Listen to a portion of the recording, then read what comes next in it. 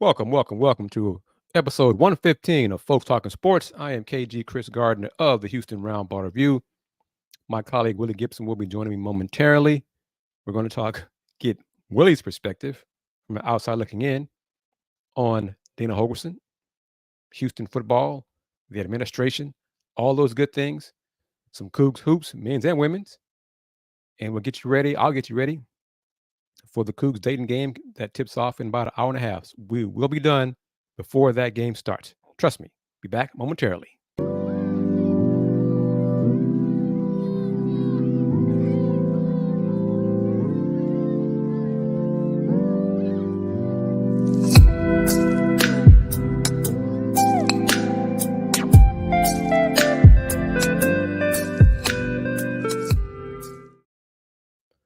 All right, let's get into it. Willie's going to join me. He can discuss the Browns win. Cleveland did win today. Thank you to A.D. Moore, colleague A.D. Moore on the AdMax Corner for discussing the Texans win. Before this show, Texans are now 6-4. They won, even though C.J. Stroud threw 3 picks. They still found a way to win, unlike a few other teams, football teams. Well, heck, the Houston Cougars football team finds ways to lose, like they did Saturday. After leading 23-9, they ended up losing 43-30. Gave up 27 straight points. Miss Wanda Polk. Get her thoughts on the basketball game. She and I were at the same game earlier today. Saw the Houston Cougars women's team improve to 3-0. Improved to 3-0 for the first time under head coach Ronald Huey. 3-0 for the first time under head coach Ronald Huey. The Cougs blasted Grambling 106-74. First time in, I think only the third time in program history to score 100 points in back-to-back games. They did that. The 106 today followed the 106 over Sam Houston State on Tuesday. They beat Sam Houston by 41. Grambling today by 32 to 3-0. Air Force, Sam Houston, Grambling. It's not quite Murderer's Row, Miss Wanda. The non-conference, they got 6 straight home games to start the season. So they're building up confidence, building chemistry, causing havoc, forcing a lot of turnovers. Grambling ended up with, close to 30. Grambling had 33 turnovers. 33. Sam had, 40, 41. Sam Houston on Tuesday had 29 turnovers in the first half. That's hard to do. 29 turnovers in a half. But yes, UH women's basketball, 3-0. They're winning. Not many folks are there. Yet students are kind of surprised as why the students haven't connected with the women's team yet. If it's, previous seasons, whatever. Because I know the program, UH basketball, women's basketball, is trying to do a better job promoting the games, having different themes for the games, etc. Maybe it'll take time. But I agree with Miss Wanda here. They are improving. Like to see them play stiffer competition, which probably won't be until the game against Middle Tennessee. And then after that, a game against Rice. And then matchup with Washington State. And that's pretty much the toughest games on their non-conference schedule. And then Big 12 play starts. Coach Huey touched on it post-game. It's part of being a Power 5. It's privilege of being in a power conference. You don't have to schedule a lot of tough games non-conference. When Houston was in the American, the non-conference schedule was tougher because the American was not as highly ranked and rated as the Big 12 for women's hoops. Different life, different situation. Taking advantage of it so far. Transfer, Malia Johnson, 24 points today, career high for her. 24 points, 7 rebounds, 4 assists, 2 steals. She did a little bit of everything today and was rewarded with 2 of the WWE belts. She got the I'm Her belt for being UH's player of the game. as well as the Queen of the Boards belt for rebounding. And then Cameron Jones got the Queen of Steel's belt. So three new belts, part of a new tradition that the Houston Cougars women's team started this season to reward players for their performances game to game. Pictures are posted on my account, Houston Roundball Review, on Instagram, Threads, as well as Musk. Still using Musk for a little bit, but more and more, I'm phasing out Musk and using Threads, TikTok even. I'll have video comments from them on TikTok as well as on Instagram at Houston Roundball Review. But I am going to talk about Dana Holgorsen. I didn't get a chance, and this is my fault, to make a slide of it, but my colleague Jerome Solomon from the Houston Chronicle wrote an article. It's a column, so columnists, it's an opinion piece. Posted Saturday night after the Cougs' 43-30 home loss to Oklahoma State. The Cougs' senior day, 18 seniors were honored. Some tidbits from Jerome's article. Let me see if I can pull it up here. We know one for sure. The attendance at the stadium was nowhere near the announced crowd of 33,906. Wasn't even close. Nowhere near that. That's one. Ticket prices on the secondary market were going for as low as $4. So poor attendance, season ticket sales won't be good next year if Dana comes back. All these things. Oklahoma State is just the second-ranked team the Cougars have played this season. UH was a member of the American when it went 4-8. That was Holgorsen's first season as head coach at Houston. That year, the Cougs played 6 ranked teams. Before Saturday's loss, this is all part of Jerome's article. Before Saturday's loss, the Sagarin computer ratings had the Cougs at 78 going into yesterday. In 2019, Holgorsen's, again, first season, they're number 72. So where is the progress? After the game, defensive player Nelson Caesar was asked if the defense has made progress this season. Nelson basically said no comment. Well, hell, he did say no comment. No comment. Progress, man. Thought about it. No comment. No comment. And that's how his presser ended. The Cougs are 4-7 this season with one game left on the road this Saturday, 11 a.m. kickoff on FS1 in Orlando versus UCF. UCF is 5-6. They win, they will become bowl eligible. The Cougs, I guess, are basically left. Allen, Miss Wanda, Dizzy Busy. Are they playing for pride? What else is left for them to play for? Pride? That's all they got, right? Excuse me. If the Cougs lose, not sure if the spread alignment has been established yet for that game, for Saturday's game, just yet. They'll finish 4-8. 4-8. When Vice President of Athletics, Chris Pesman, said before the season, I want us to be competitive, but a successful season is being bowl eligible, is going to a bowl. That means most likely 6-6. That gets you bowl eligible. They lose, the Cougs lose Saturday to UCF, that's 4-8. That is not a successful season. Dana's gone with 12 wins, 8 wins, 5 wins, 4 wins, whatever it is. 4-8. Miss Wanda's making a trip, going to Orlando to see the game. Salute to you and your family. True diehard supporter right there. Diehard supporter right there. supporter of the Roundball Review as well, the live stream shows as well, and the first person to purchase a Houston Roundball Review hoodie, Miss Wanda Polk.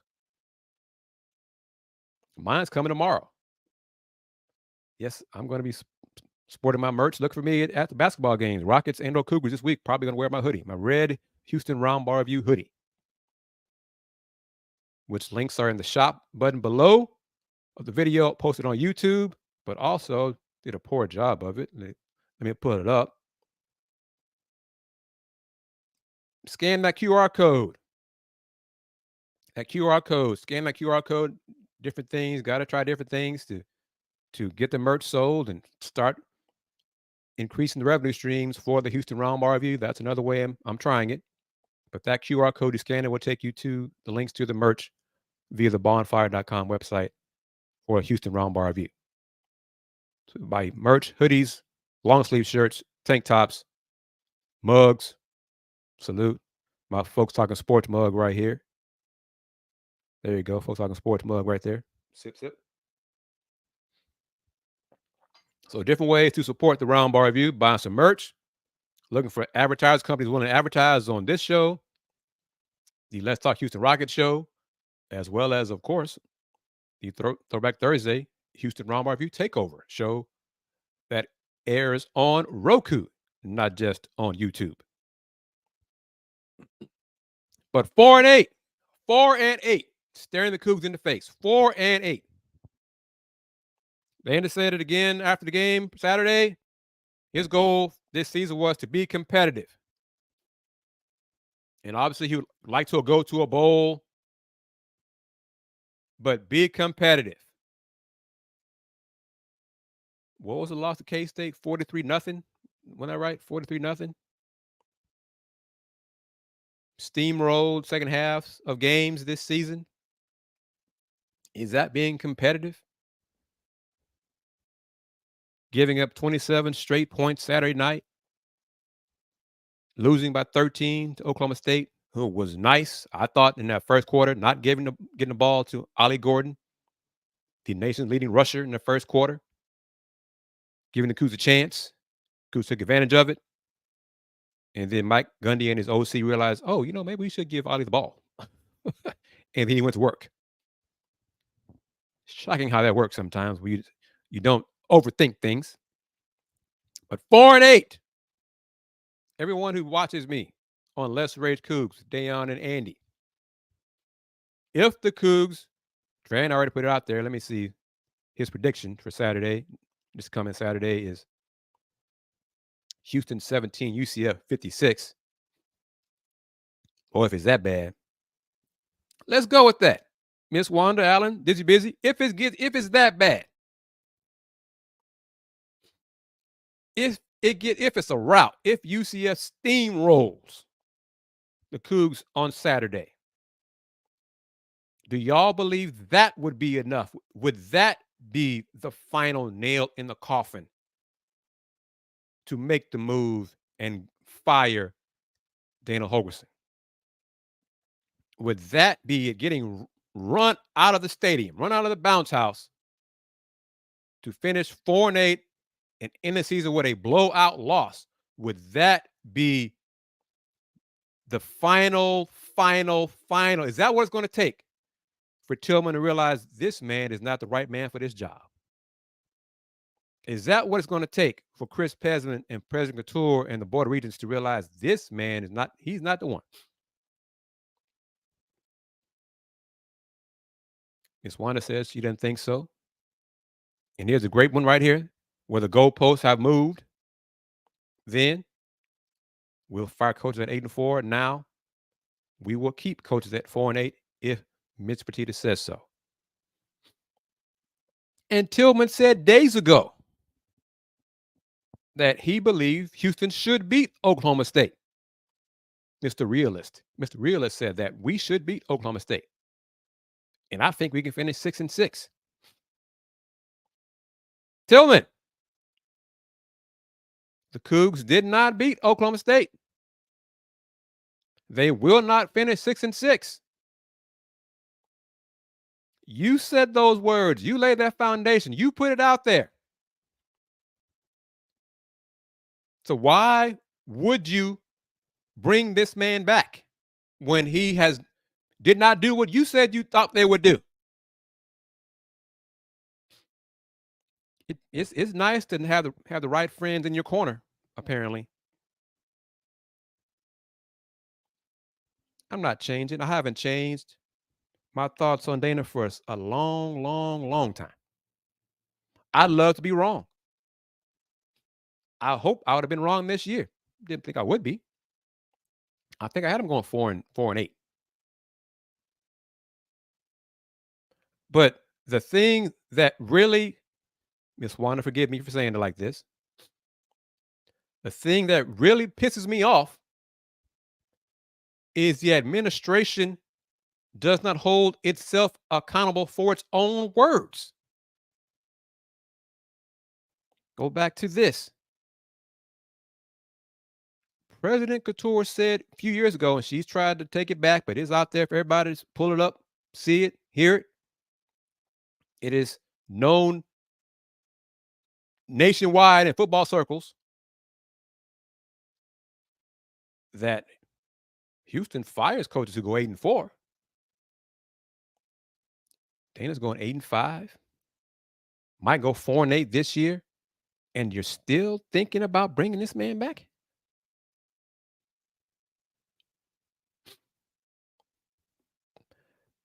See, like I said, I'm choosing to be optimistic and looking at it differently, because some folks read Tilman's comments and had a different viewpoint than I did. I'm going to pull it up on my phone, just read it, so bear with me as I look down. But Tilman said to the Chronicle on, I think, Wednesday or Thursday, "I'm a realist. I knew this first year was going to be tough. The Big 12 plays a really good brand of football, and so I surely wouldn't say that we're far off of where I thought we could be. We still have the opportunity to go 6-6 and be in a bowl. If that happens, I would say that how could you wish any more than that in the first year in the Big 12? I think we're going to come out and play well Saturday. I think we should beat Oklahoma State," end quote.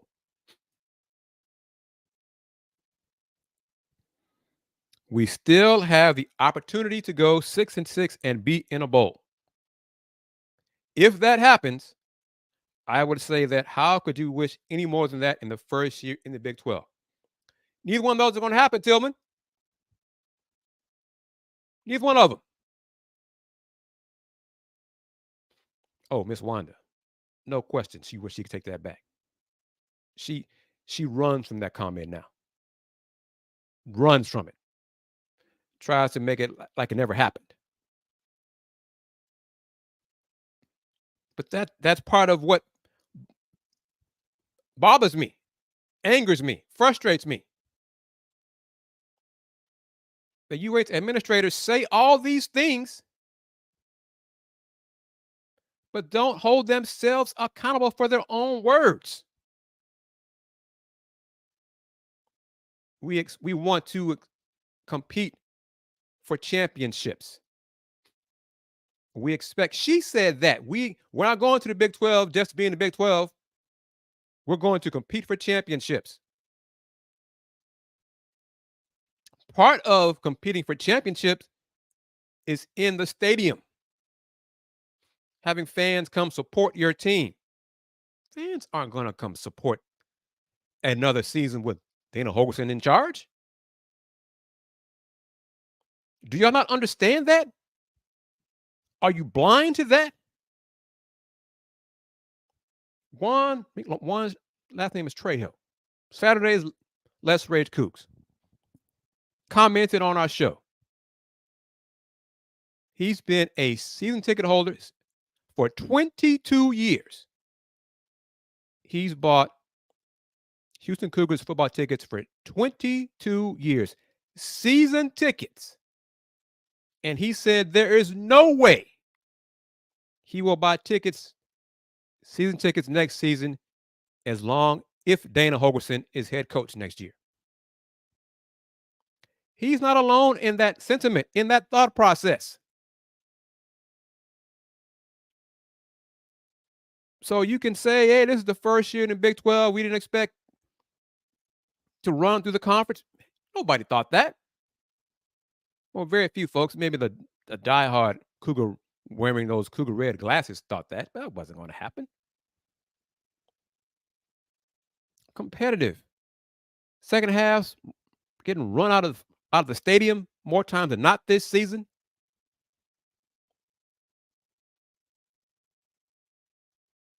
Got lucky, and luck's part of sports, yes. On that Hail Mary to beat West Virginia on Thursday on the blackout game. I really wonder sometimes, are they watching the games? Are they at TDECU Stadium? Were they there? Have they been at the games this season and seen the lack of butts in the stadium wearing Cougar red, not the opponent's colors?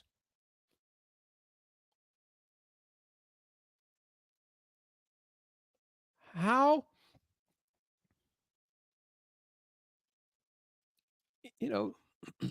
Wonder from Dizzy Busy. Wonder if the UH higher ups realized that by taking Tilman's money, they were more or less handing him the steering wheel. I hope so.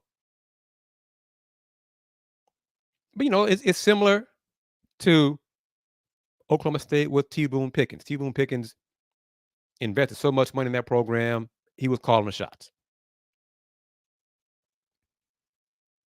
Some good, some bad. But Mike Gundy has had way more success on the football field his time there at Oklahoma State than they did prior to him getting there. They've been to bowl games and all those things, and people still go to the games at, ironically enough, T. Boone Pickens Stadium. Cougar fans are not going to spend money, especially season ticket money, when they can just wait for the secondary market and buy tickets for $5 or less.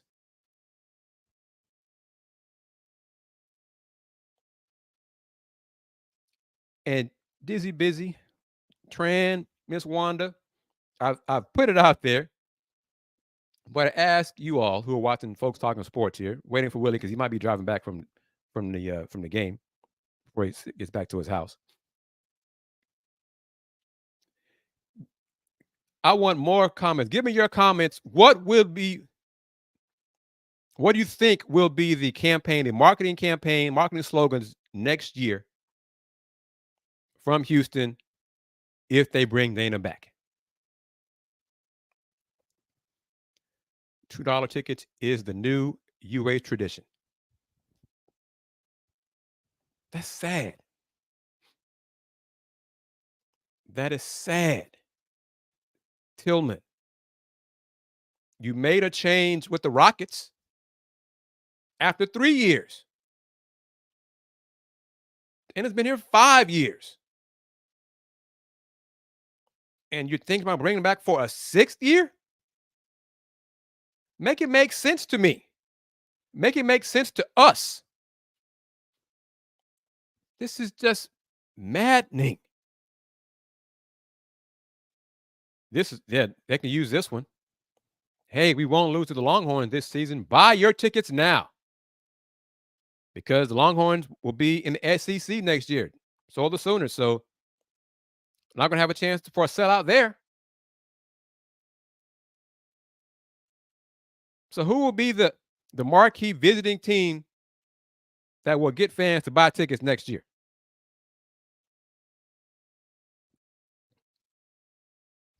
Look ahead. Look at what is happening. What is the possibilities happening next season for the fan base, for the opponents? It's awful.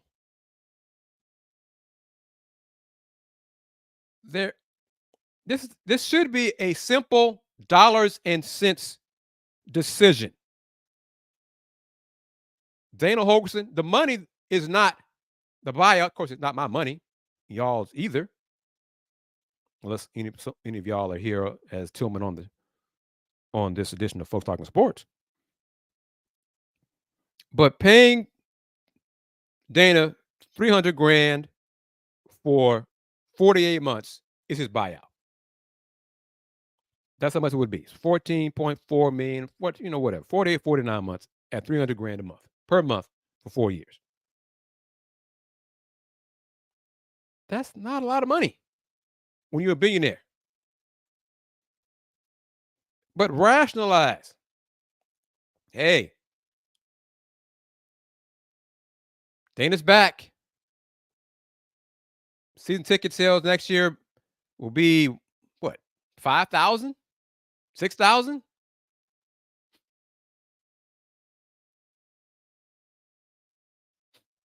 Oh, see, yeah, I get this response. I've heard about this.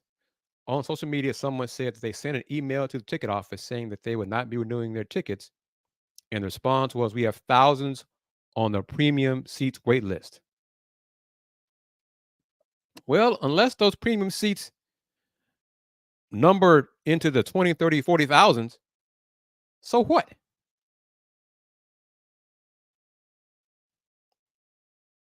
And the premium seats, these skills, you correct me if I'm wrong. Those premium seats are not really shown on TV. So what is the camera going to show? Those folks sitting in the premium seats, sipping on their drinks, like the football game is a social event, or will it be on the bleachers that are empty?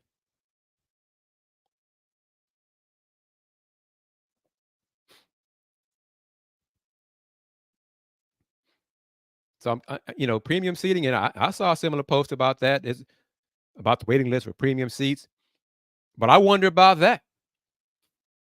How long will that list exist and be long with an inferior product on the football field?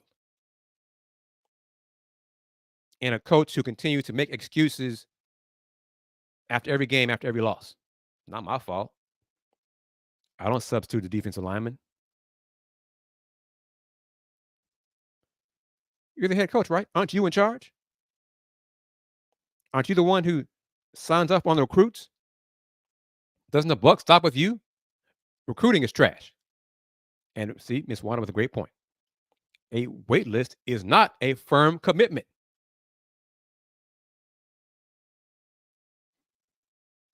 Busy. We're trying to rationalize the thought process for the administration. They might argue that with the new prop money that passed, that now we can really compete more. So it's more established, better funded programs. Not with Dana in charge. The premium seats are on the home side, and they usually probably are inebriated during the game. They don't even know the game's even going on. They're so full of the food and alcohol. Are we still playing a game, or what's the score? What up? Hey.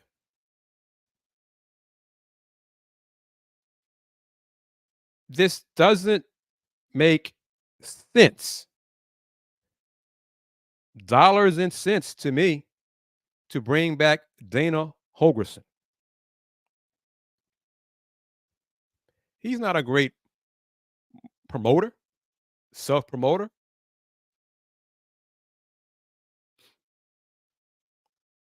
His circle of friends, he must be very secure in himself,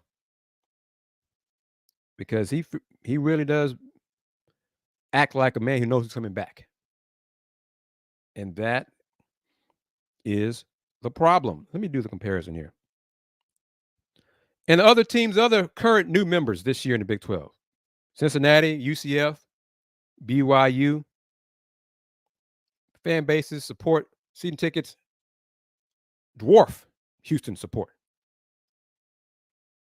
And they've struggled. UCF 5-6, Cincinnati under 500, but they beat the Coogs. And beat the Coogs on homecoming. And ran over the Coogs. The 10-point margin was the game was not that close.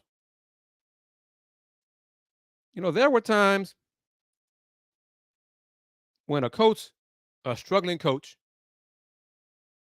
lost homecoming, that meant his ass. He was gone. Dana's lost homecoming, lost to Rice, and lost on senior day. And is staring at the possibility of going 4-8. But most likely, you're going to bring him back.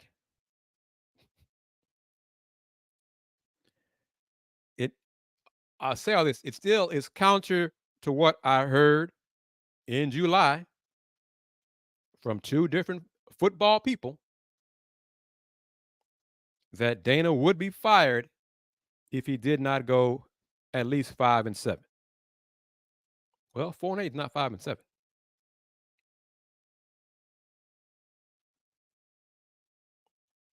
I don't have faith in the administration. That's where it comes. Goodness knows I have no faith in Dana leading the Cougs to prominence in the Big 12. I've been saying that for a while. But more and more, the administration that claims to want to be a big-time program, continues thinking small. They continue thinking small. And I go to the comparison, which it continues to baffle me. Why they continue to have faith in Dana when the fans don't. When they have an example on campus of a winning program. Heck, volleyball now as well.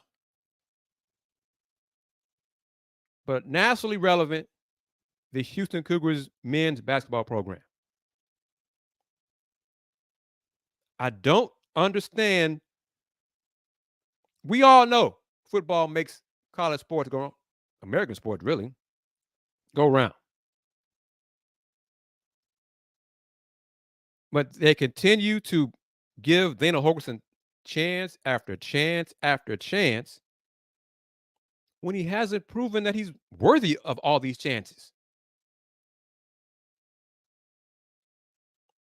What has he done? But of course, hey, I'm only coach in UH football history to win 20 games in back-to-back seasons and win 2 bowls. Ooh. The Birmingham Bowl and Independence Bowl. Oh, yeah. Hey, I didn't win a conference championship. But, that's not important. I mean, come on. This program, the football program, what is there to say about the administration? Because they perpetuate this stuff. It really is a legit, but a sad example of insanity. The U.S. administration is doing the same things over and over again, but expecting different results. Hey, they broke ground for the new football ops building. Great. They're giving Dana more shiny things to do less with. How is that a recipe for success? The home schedule for the Cougs, finally found it. The home schedule for the Cougs next year. Baylor, Iowa State, this is Big 12 home games. Baylor, Iowa State, K-State, and Utah. Of those 4 games, which one of those 4 could be a sellout? Would be a sellout. Which one?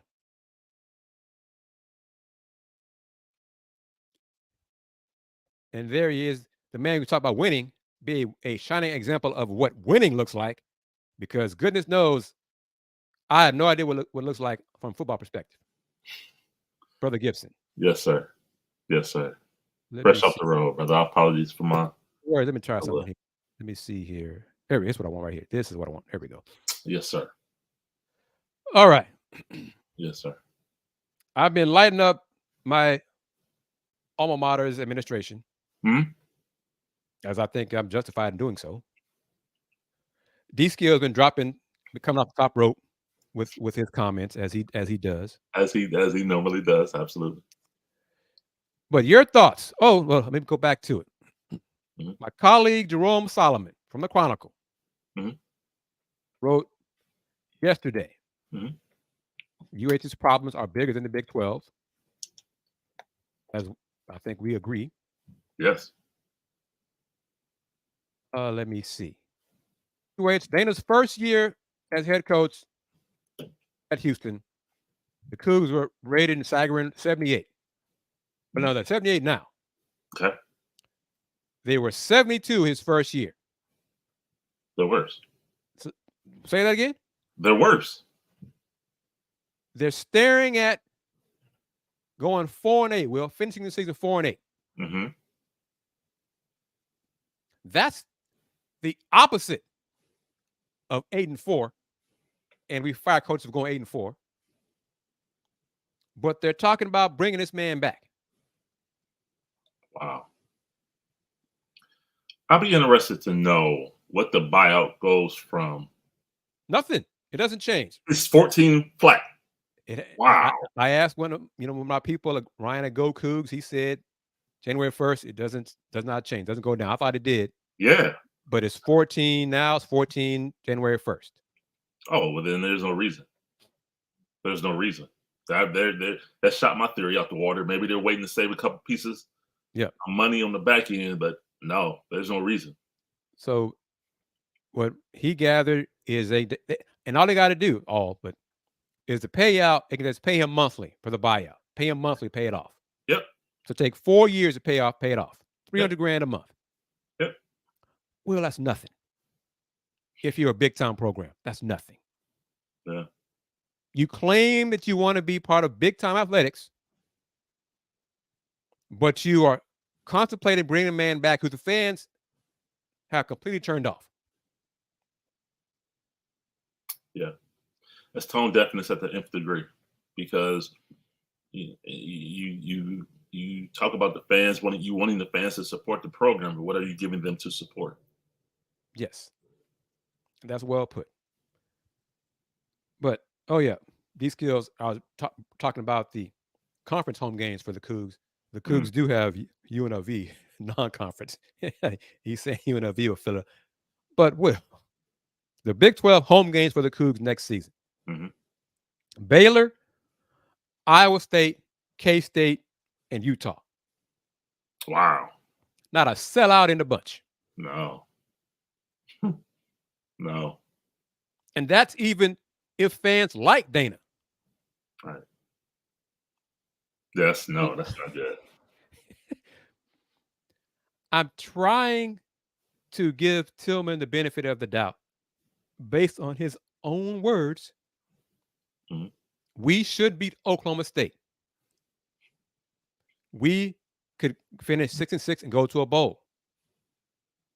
Well, neither one of those things will happen now because they lost to Oklahoma State. They're not going to finish 6-6. Nope. So, Tilman, you're a businessman. I think you've made smart business moves to become a billionaire. You didn't just fall into all that money. Okay. So I might be an island by myself, but I was hoping and thinking that Tilman was laying the foundation, the groundwork of his expectations for Dana. Dana's got to be Oklahoma State. They got to finish 6-6. And if they don't, I'm firing his butt. I seem to be alone in that, Will. But what do you think? Yeah, I mean, he's not talking about it. I think he stays. I think I read those comments, and like I said, you are on the ground. I defer to you on all things UH without question. You do a wonderful job. But I took it, just me looking at the face value, I took it as he's saying he's there. This is my guy, and he's staying. More and more folks agree with you. Yeah. I mean, especially to know that his buyout doesn't change. Like, yeah, if that's the case, they would have done it well before now. Well, we should have. So They should yeah, have fired his butt last year. right. So Yeah. yeah, it's to me, it's like, oh, well, this is my guy, and he'll be here as long as I want him here. See, Cluzel Taylor says, I think he'll be fired. We'll be surprised. We'll see when the season ends. I'm holding out faint hope. And they can spin it on a lesser cent way that Texas A&M did. We just believe that the program is stuck and it's time to go in a new direction. Let's say it like that. How'd they do yesterday, Texas A&M? They played nobody. I mean, it was some whatever team. They But won, they won. I say that because I don't know if you saw it. Post game, before they announced Jimbo was fired, he gave a post game speech, and you could just look at the guys. You could look at the team. You could look at the players. They're like, man, I'm not listening to this dude. I don't know if they already knew at that point, or it was clear he lost that program. It was clear he lost that room. It was clear he lost those players. And to see them yesterday hopping, jumping, celebrating, the way it was just a total 180. Mm-hmm. I was like, yeah, I knew they didn't play a comparable opponent, but the atmosphere of the team, you could tell, was the vibe was different. Yeah, the vibe was much different. And I'll go to the possibility, because I don't know if you heard it, just saw us last night, but Nelson Caesar, one of the Coogs' best defensive linemen. I did see this. I was going to ask you about the defense all season or something like that. Yeah. Had the defense made progress all season, and he's like, thought about it. Progress, man. No comment. Then no comment again. And then that's how they ended the presser right there for Nelson. What if the team, Cluzel, you say Nelson looked like that yesterday, but what if Nelson and the players this Saturday in Orlando, man, I'm not busting my butt for this, man. Or I got a pro career to think about. I'm done. Nelson, Pat Paul, offensive lineman, I'm done. Yeah, I'm good. Yeah, it's time play the freshman. I'm good. I have turf toe. Whatever. My back is bothering me, y'all. And the team just gets run over. Just looks lifeless, gets run over. Do you think that would change Tilman's mind? I mean, he realizes that Dana's lost the program, lost the players. Would that help? Has he not already lost the program and the players? He's lost the fans because the players. I think the players have enough pride in themselves to keep coming back. Okay. So I'm not sure he's lost. He might have, but I mean, because the players could be playing for themselves. And I only ask that because the few times I've seen him make comments, it's always the players' fault. It was they did this or they did that, and it's like at a certain point, where's the self-accountability leader, overseer, head? Well, last night he tossed his defense, his coaches under the belt, under the bus. Yeah, so it's never me. It's never me. I'm the straw that stirs the drink. Allegedly, I'm the one. I'm the one that's. But it's never me. When all is well, it's good. It's me. Right. When those things go well, it's him. That's the problem. To me, I don't understand. Administration should see that. Yes. Say, okay, we have a problem. That's another example of why I think he should be gone. And Miss Wanda puts it out there. She thinks he'll be back, and he'll have another staff member for the sacrificial lamb. I think it's going to be Doug Belk, the defensive coordinator, because he was trying to take a shot at him for the issues, substitution issues, the penalties. But that's the thing, and that's part of Jerome's article. Confused coaches lead disorganized teams. Yeah, that's accurate. There's so many examples and reasons to not bring him back. The only reason, and there might be, more than one, but the only reason to bring him back is because he's Tilman's guy. that's, and some could say that's all that matters, but that's it. It's not football. He does not hold himself. They don't hold him accountable. He tosses players under the bus. He's lost the fan support. He's coming off a losing season, which could be 4-8 losing season. Mm-hmm. The recruiting class is just trash. So why are you bringing this man back? How many years left on this deal? 4, Ooh. I think 3, maybe 3 after this one. 3. Okay, 3 years. And a point. It's a business point. Right. If I am a vendor, why in the heck am I setting up in TDECU? True. Excellent point. Because the fans don't go to the stadium. UH has got to be paying some make goods. Because I'm sure they promise vendors certain numbers based on attendance. Well, if y'all don't have attendance. So who was it? You said Utah, Baylor, Iowa State, and Kansas State, yes.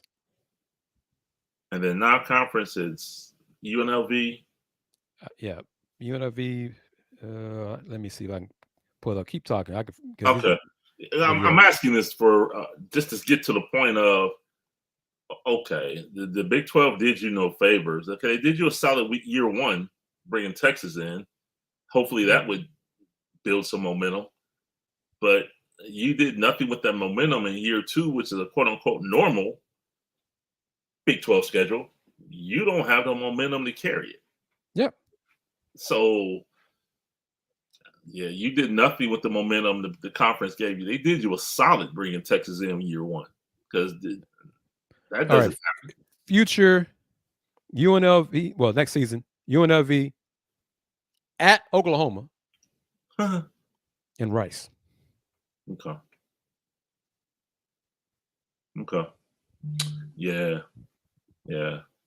At Oklahoma, the SEC Big 12 cross sectional. Huh.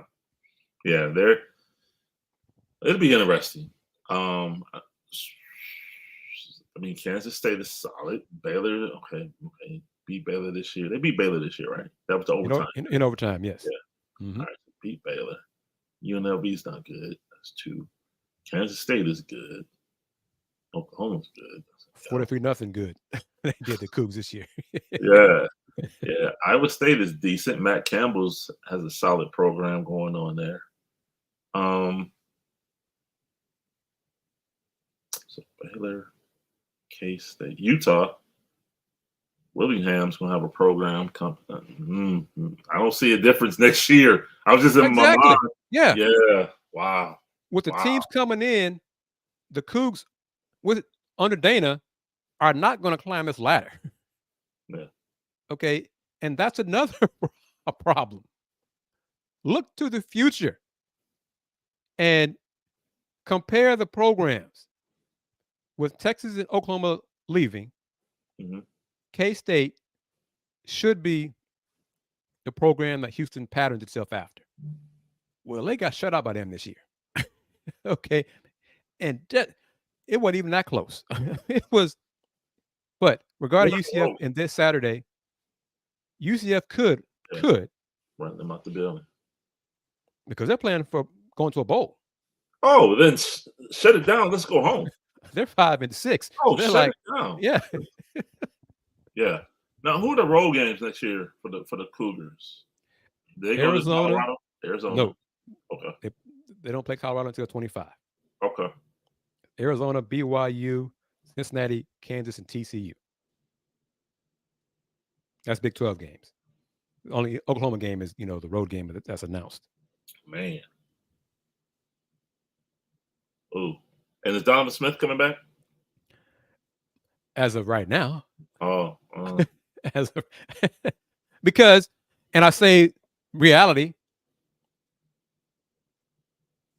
if NIL comes calling from somebody to the program, UH won't match, can't match, he's gone, but he's eligible to come back. Yes. But that's a 2-time transfer. When you get into that whole 2-time transfer piece? Officially, yes. Okay.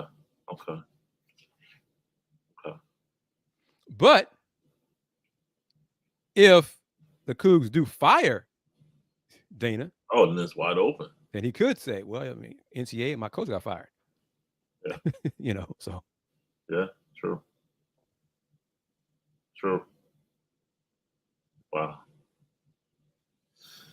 Wow, that's interesting. We got a lot going on up this way. Not that, but it's a lot going on over here. But what are your thoughts on the Harbaughs? It's interesting that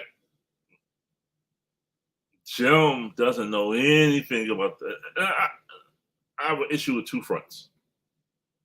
If you don't know, then I can hit you with lack of institutional control because you're the coach, you're the head, right. You're the starter special drink. You're supposed to know all of this in your program.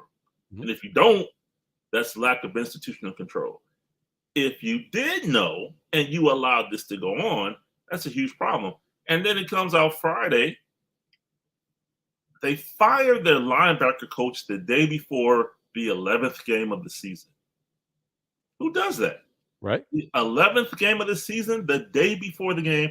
And then it comes out that Connor Stallions, the alleged mastermind of the sign-stealing scheme, had two best friends on the staff. Chris Partridge, the linebacker coach that was fired on Friday, and Jay Harbaugh, Jim Harbaugh's son. But Jim Harbaugh reportedly knows nothing about this.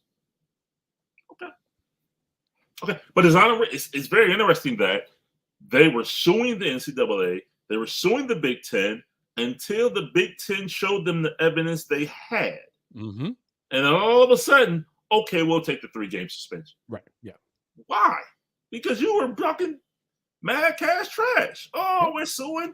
We're this, we're that. We're America's team. We're this, we're that. And all of a sudden, we haven't heard anything other than we'll accept the penalty. And the Big Ten agreed to stop their investigation. But the key point in that is the NCAA investigation is ongoing. So the NCAA will still have sanctions. But at the end of the day, as I told a colleague yesterday, he's out of there in 6 weeks anyway. And I said at the beginning of the season, this was his last year at Michigan. Interest of full disclosure, by no means did I know any of this was going down. Yeah. I just knew he was short for the college game. Yeah. And, it was clear that this was going to be his last year at Michigan. And as things have progressed, in 6 weeks, he absolutely will not be the head coach at the University of Michigan. And I hope he will not be the coach of the Commanders. I don't know if Josh Harris has a relationship with Jim Harbaugh or whatever, but that's one of my fears because Ron Rivera's gone. Yeah. He's out of there. You know what I heard? I heard Washington. I heard potentially Bill Belichick going to Washington. I know, right? That's the word on the street. But I've also heard Bill Belichick going to the Chargers. So, take your pick. But no, I think Harbaugh goes to Vegas, either Vegas or Chicago for Jim Harbaugh if he goes to the league. That's a Mark Davis hire. Yeah, that is a Mark Davis hire because I'm not sure Josh Harris, hasn't really put his footprints on the team yet. Mm. Lost to the Giants again. Golly, man. Yeah. Again. Oh, my goodness. My teams are trash right now. The Stones are lost 11 in a row. Commanders are trash. I guess I'm not sure the Commanders are playing. I don't know if they're going to try to suck to get a high draft pick. If they have a high draft pick, I don't know. But Brother Gibson, the Hueys are 3-0. Ah, okay. Coach Huey, women's basketball, 3-0 for the first time in his tenure at Houston to be 3-0. I'm sorry to be this dude, but have they played a Big 12 game yet? No, sir. Sorry. No, sir. They played Air Force, Sam Houston, and today Grambling. Oh, okay. Yes. So it is light in the non-conference, and he has acknowledged that. Okay, great. He has, and he salutes, but he appreciates the administration for allowing him to do some check games as now part of the Power Five, because they know that it will be tougher. Life will be tougher once conference play starts. So I'm not sure. He has not said this yet, D Skills, and he won't. He won't say take that, Kris, yet, because they have not gone to the tournament. Yeah, I'm waiting for that. Will, you know it. I wait for it. I look forward to it. Yeah. When they, if I'm gonna say if, but if when they get an NCAA berth under Coach Chewy, and he says at the podium, "Take that, Kris," and because then I'll just stand up and say, "It's about time." I won't say anything like that. I'll tell them, "I'm waiting for the microphones. I'm happy for you, man. It's about damn time." Right. But they're playing better. They got some talent, but it's really hard to judge because of who they faced. Grambling had 33 turnovers today, 30, something like that. 33. Well, 33. Sam Houston had like 40 something. Houston is not Ohio State, Will, women's basketball. Okay. All right. Come on now. Hey, man. But it's a hot ticket in town right now. I'm sure. But Dizzy Busy, he kind of agrees with what we said minutes ago. UCF, home game for them, playing for bowl eligibility. Oh, yeah. Avoiding a lost season. And I really wonder what the UH football players would be like. Man, this man has tossed us under the bus any chance he gets publicly. We're not going to a bowl. I got my NIL money. I ain't sweating this dude in Orlando, man. So I don't know if that will be the vibe this Saturday. And it's 11 a.m. kickoff. Oh, 12. Okay. I mean, 12 in Orlando, but yeah. Oh my goodness. It could be just one of those butt whoopings. I don't know. But hey, I was gonna find it, but he put it up there again. That's Allen's prediction. Wow. 56-17. Wow. Okay. Would that be enough, Willy Gibson, to get Dana Holgorsen fired? I mean, and then just, again, I'm not an advocate for anybody's job being lost. However, it's a results-driven business. Yes. And numbers don't lie. The results aren't there. I think there's more than enough already. Yes. Before Saturday for him not to return. But I don't hold the checkbook. So and that's it. Because he's lost to Rice, crosstown rival. Will, he lost homecoming. Right. And senior day. Those three right there should be enough. Right there. Right. If you are serious about winning in football, those are three reasons right there. Plus the lack of accountability, losing the fans, all these other issues. You just brought back to the point. That's the thing, Kris. Are they serious about football? Or are they serious about the football revenue? That's what I'm not. I don't know. Lizelle says we could also ruin their bowl eligibility. So it'll be worth it to play hard for the win. That's a fan perspective, Lizelle. Right. I'm not sure that's a player perspective. No. Players be like, man, especially if they don't like Dana Holgorsen. If they're tired of his mess, tired of his ways, all that stuff, we ain't going nowhere. Why should they help this man keep his job? No. It'd be interesting to come December 4th. Yeah, December 4th when the portal opens. Yep.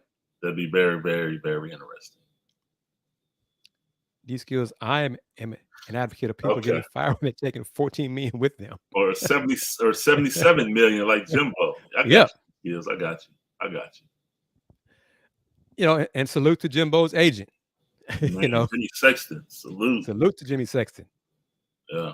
Hey, Jimmy, I can see my number. If you get, if you may have with me like that on a 1% scale. I'd take that, But oh Yes. my, yeah. All right, well, tell me about the Browns and what'd you see today? Man, the Browns stepped up. 7-3 right now. Last I looked before I left, they were the 5th seed in the AFC. They won 13-10 against the Pittsburgh Steelers. Game-winning field goal by Dustin Hopkins for the 2nd week in a row. As time expired. So now Deshaun Watson is out for the season with a broken shoulder. Let's go back. He played last week in the second half on a high ankle sprain and a broken shoulder and went 14 for 14 in the second half. But people question his toughness. They say he's a trust fund baby. He has this guaranteed money. He doesn't want to play. And I hope that goes a long way in quieting the naysayers. I'll say it politely. Quieting the naysayers for all the non-believers. I mean, he went out there and put it on the line for his team and for his guys. So he's out for the year. And rookie quarterback Dorian Thompson-Robinson, 5th round pick from UCLA. Was solid. Wasn't impressive. 23 of 46, 185 yards. Had one interception, but he managed the game. Okay. He had a lot of drops. David Njoku, tight end, took full responsibility. He had about, my last count, 8 or 9 drops. So he didn't help the rookie at all, but he did enough to win. Kevin Stefanski, coach, he's doing what it takes to get a win. So now they're 7-3, 5th seed in the AFC, going to Denver next week. So the team pretty much has a soft part of the schedule coming up. They have at Denver, at the Rams. They come home for Jacksonville, the Bears, and the Jets. So they have a pretty soft schedule coming up. So you should go to the playoffs. But a big win today. And the Texans won. Yes. To go to 6-4. Might have been CJ's worst game. Yep.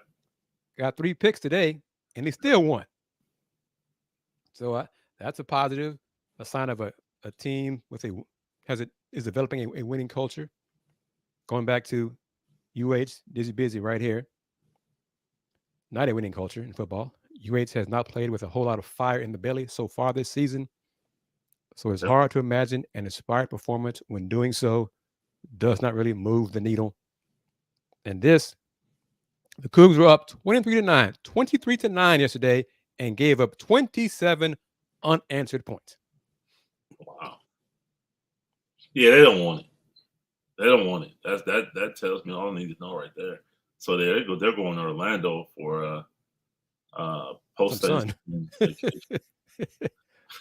Yeah, that's I'm mad I can't go home for Thanksgiving. Oh no, I'm not playing for this dude. Yeah, see, that could be as well. Yeah.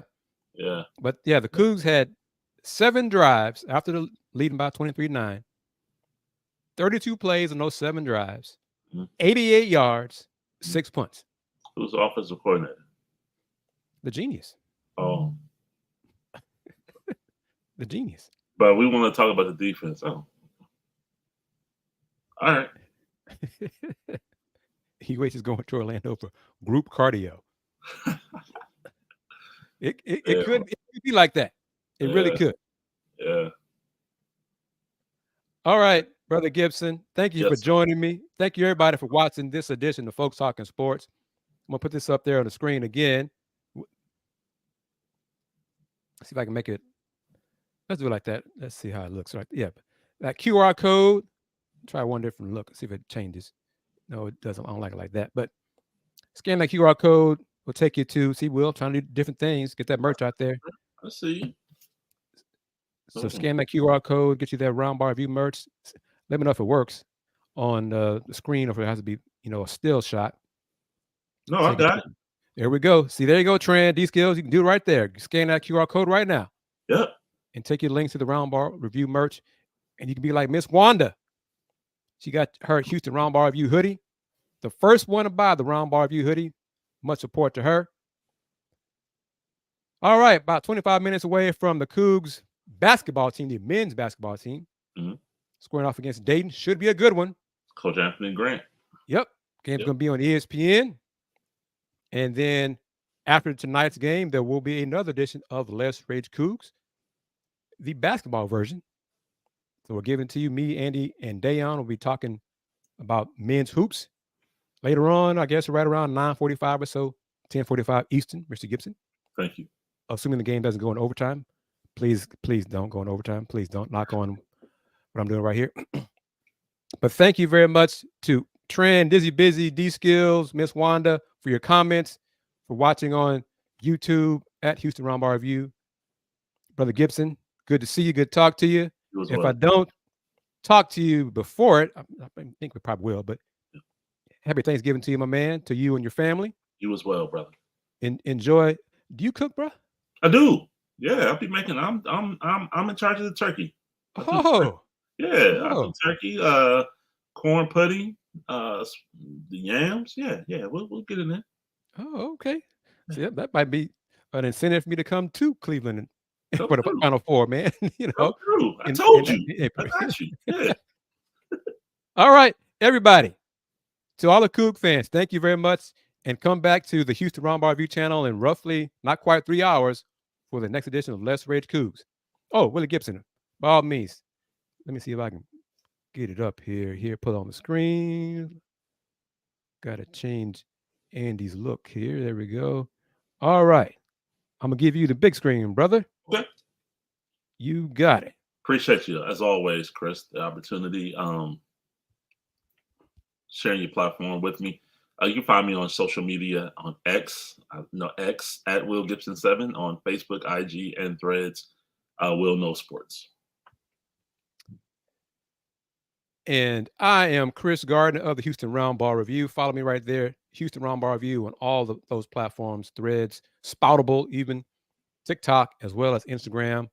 For my man, going to bring him back, Willy Gibson. Thank you very much, everyone, for taking time to talk with us. Be back about 9:45 for Let's Rage Cougs. But always remember, the Houston Roundball Review since 1994. Local name, global perspective. Take care. Peace.